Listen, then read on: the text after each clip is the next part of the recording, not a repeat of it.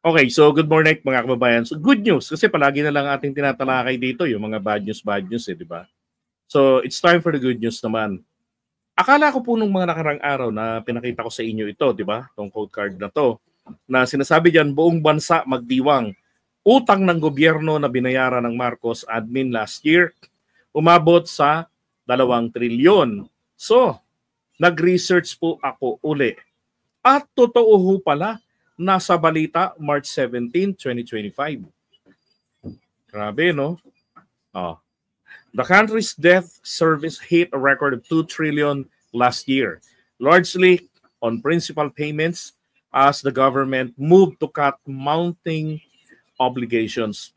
Data from the Bureau of Treasury showed that the government jacked up its debt payments in 2024 by 26% to 202 trillion from the 1 point, eto yan, no? So pwede nyo hong i-research yan. Tingnan nyo, i-type nyo na lang po yan sa Google, government pays record P2 trillion debt last year. Ang petsa po is March 17, 2025.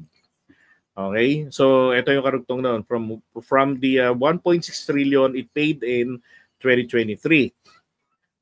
Diba? So consistent po tayo na nagbabayad ng utang. So yung sinasabi po nila na tayo ang Pilipinas dahil po sa utang-utang ng gobyerno, tataob tayo, malulugi tayo. Isa hong malaking katarantaduhan yun, no, para sa nakakaalam at yun ang sinasabi. Pero nakakaawa naman ho kung yun ang pagkakaintindi ng mga hindi nakakaalam. Tapos yun ang maririnig nila sa